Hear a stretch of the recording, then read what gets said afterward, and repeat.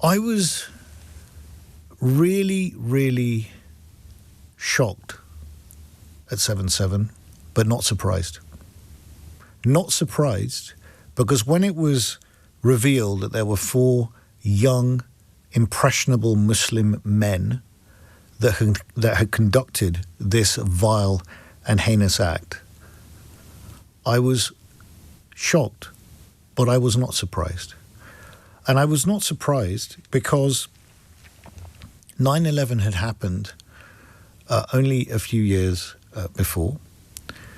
And we had already seen what international terrorists inspired by Al-Qaeda could actually do and the havoc they could wreak.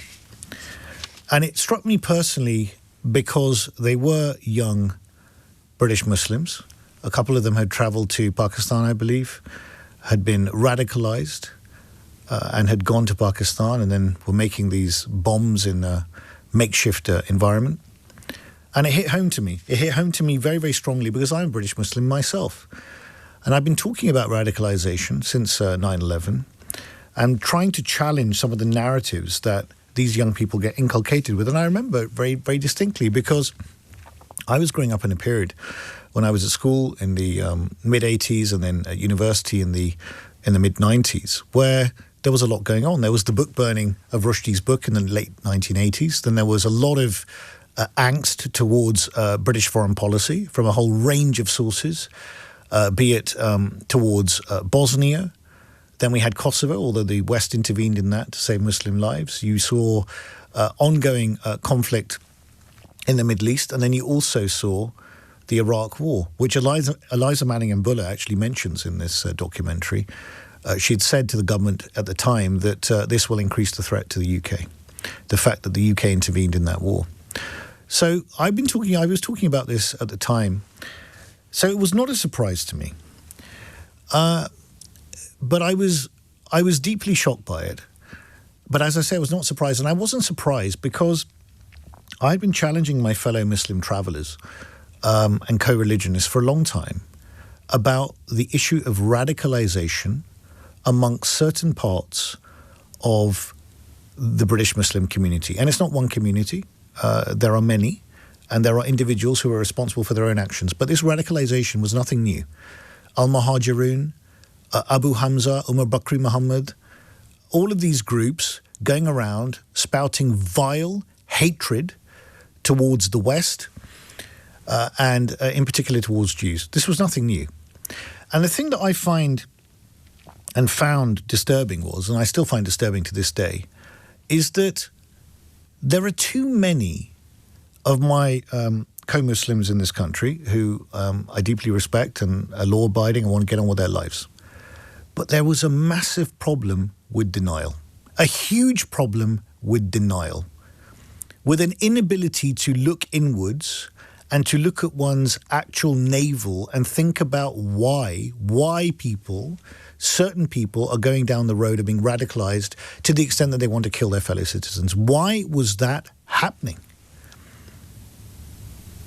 And it was no good, in my view, and this still happens today in North London dinner parties, where you are told that 9/11 was a Mossad plot, and this had nothing to do with Al-Qaeda at all. And by the way, all the Jews in the buildings at 9/11 got messages to get out of the building before it collapsed. I mean, when I ask, can you provide the evidence, no one ever can. But this is the kind of nonsense that in certain circles gets promulgated to this day, right? So you got an issue, a deep-seated issue with denial. Therefore, when people in Beeston in Leeds say that they were deeply shocked, I understand that it must have been absolutely horrific and the community felt targeted. I understand that.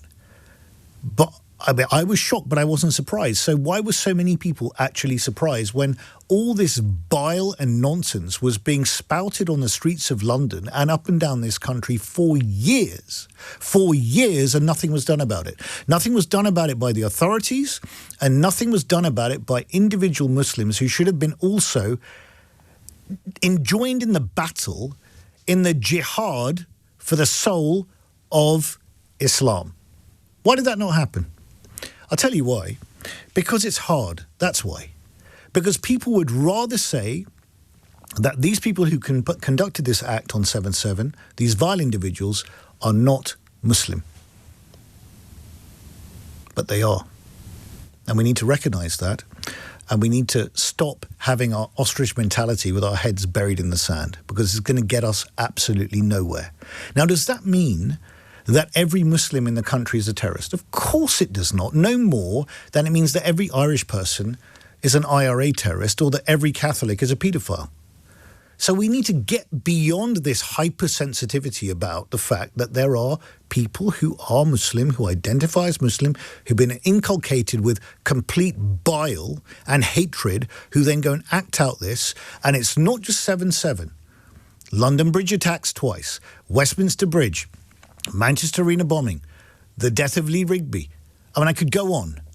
So let's just be real and honest and open with ourselves about where we are and reflect on this.